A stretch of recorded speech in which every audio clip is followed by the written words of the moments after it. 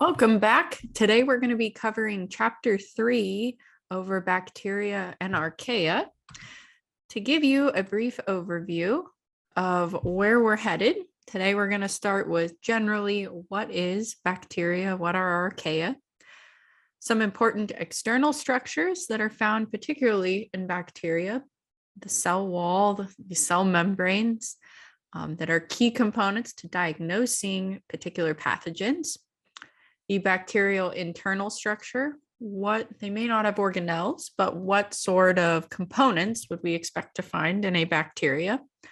Then we'll take a moment to cover some key differences between bacteria and archaea, and then finally classifying systems used to study these prokaryotes. But this first installment will primarily focus on these first three, and our second installment of chapter 3 will finish the bottom three here. So beginning with our little overview, some key ideas to take note of are that bacteria and archaea are both prokaryotes. So if we think back to our earlier chapters on the tree of life, both of them are prokaryotes. That means that their nuclear material, their DNA, is going to be free within the cell. They're not going to have membrane-bound organelles, no nucleus to keep their DNA in check, unlike eukaryotes. Additionally, their cell wall is unique compared to eukaryotes in that it has a different chemical composition. And we'll get into that more later in this lecture, but to give you a preview, bacteria have peptidoglycan, a key protein sugar molecule within their cell wall that gives it structure and rigidity. So just to give you an idea of where we're going with this, we're first going to go over the external structures of the bacteria, some of their boundaries, and then their internal structures. So their external structures include their appendages, or anything in this pink here that would be outside of the cell. Things like the flagella, apillae, fimbriae, nanotubes, things that are used often to communicate or share information or molecules with neighboring cells, as well as components used for mobility. There are also surface layers that are included in this category, things like the S layer and the glycocalyx, components that help form capsules, slime layers, biofilms, give that extra layer of protection to make them more fit. Their boundary components would include cell membranes, cell walls, cytoplasmic membranes, anything that is delineating their outside boundary of their own little eukaryotic kingdom, basically. And their internal structures would be components like the cytoplasm, kind of that watery goo inside the cell, ribosomes, where we know proteins are made, inclusion bodies, the cytoskeleton that is proteins that give it structure and rigidity, and some other things like endospores that can be used when times get tough to help them survive, plasmids that are their genetic material, and other components and compartments as well. Your book has this great image here that shows all of the structures in one image. So I've zoomed in on a couple of different spots on it, but you can follow along in your ebook if you'd like. All bacteria have 4 structures in common.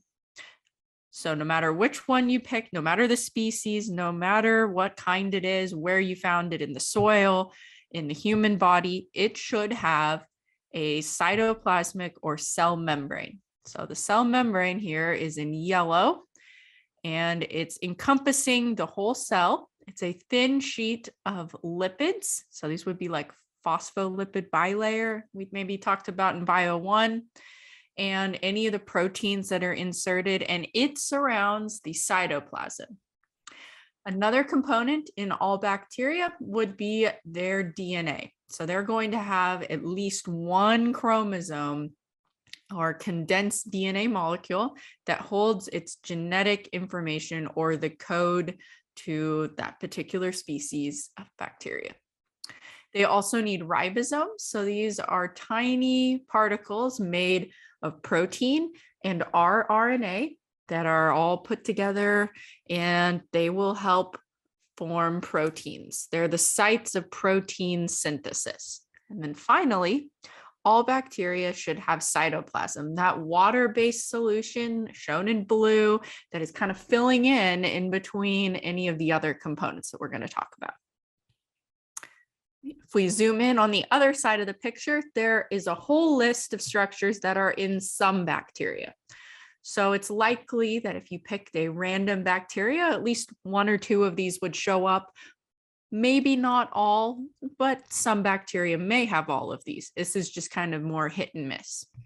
So some of them that they could have include the S layer. This is a layer of proteins used for protection and attachment. And you'll see in the picture, it kind of has a checkerboard like picture pattern to it. That's because, as we'll see later, it forms somewhat of a chainmail basically for the bacteria to help, as it says, protect it. Fimbriae, shown in green, are these fine hair-like protrusions that help the cell stick to the surface. So again, it's all about being the most fit, survival of the fittest. And one of the ways that bacteria can do that is that they can stick to the surface, not get wiped away when you wipe them with that Clorox wipe. And bacteria that have these fimbriae are very dangerous, especially in hospital settings. The outer membrane, this is a second extra membrane similar to the one we were discussing earlier, but it will have some additional components like lipopolysaccharides in it as well. It's basically just forming a second layer of protection on the outside. We also have the cell wall shown in hot pink here, and this one provides rigidity to the cell because, again, they don't have the skeletal system that our bodies have, but they still need that structure and defined shape. The cytoskeleton, shown in these little dark blue hair-like protrusions in here, are long proteins that will crisscross inside the cell. They may be around the cytoplasmic membrane. And again, they can also assist in contributing to the shape of the cell and its structure. Finally, we have the pilus shown here. It looks kind of like a straw shape out here. This is an appendage that can protrude from the cell, and it can be used to draw other bacteria close, and then DNA can be transferred through it. So if the first cell has genetic material that it's picked up that makes it resistant maybe to an antibiotic, it could make a copy of it and share it through the pilus with its new friend. Okay, so a couple more here. We have nanotubes or nanowires. These will allow bacteria to transmit electrons or nutrients to other bacteria. We also have endospores. These are structures that can form within some bacteria that allow them to survive harsh conditions. So if the pH goes really low, the temperature gets really cold or really hot, then bacteria can form this endospore, kind of like a seed, basically, to wait it out until the conditions improve. We also, if we come over here, have a glycocalyx in tan. This is an outer layer of molecules outside the cell wall that can form kind of a slime or a capsule, and it helps protect the cell from drying out, makes it harder to be phagocytosed, and it helps it adhere to the surface. You'll also see in yellow here an inclusion or a granule. This is a special kind of storage facility basically for the cell, where if they have fat that they need to save up for later, or if we need phosphates, some bacteria even store magnetic particles in it so they can have their own sort of internal compass. You also will see that there's microcompartments. These are protein-coated packets, similar, but they're covered in protein that can be used to kind of have a centralized location for certain enzymes. We also have a circular plasmid, kind of shown in this rainbow circle here. And this is a circular piece of DNA that contains extra genes. So it's not the key chromosome, but maybe this cell has picked up some key information, key intel on how to evade a new drug, and they can put it on a plasmid and save it for later. And finally, this brings us to the dark green flagella out here. This is a specialized appendage that is used to provide motility and to help the cell move to a more favorable location. Okay, so just wanted to take a moment here to note I have put up a handout on D2L that is a picture of this, and it has all the boxes blanked out.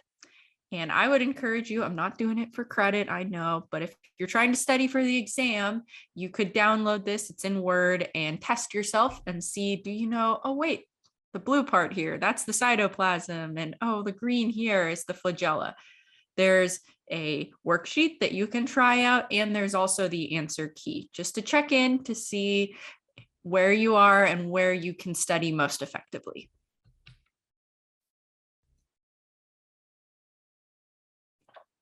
All bacteria are unicellular, meaning they are single-celled. They're not going to form a multicellular organism like ourselves, but that doesn't mean that they're lone rangers. Some of them might be. They might be all on their own, doing their own thing, but a lot of them work in aggregates or groups. So when bacteria are close together, they form colonies, which we've talked about in the last chapter, those circular kind of dots on the agar.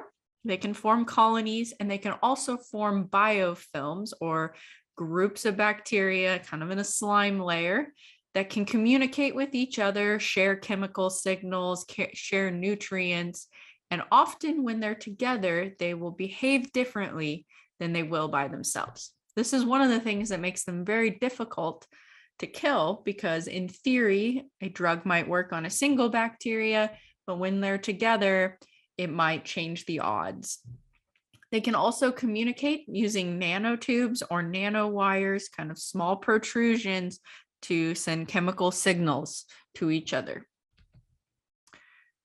Bacteria have a wide range of sizes. You can see the huge difference from less than 1 micrometer all the way up to 750 micrometers. The average, though, is around 1 to 2 micrometers. And just threw this in, I thought this was cool.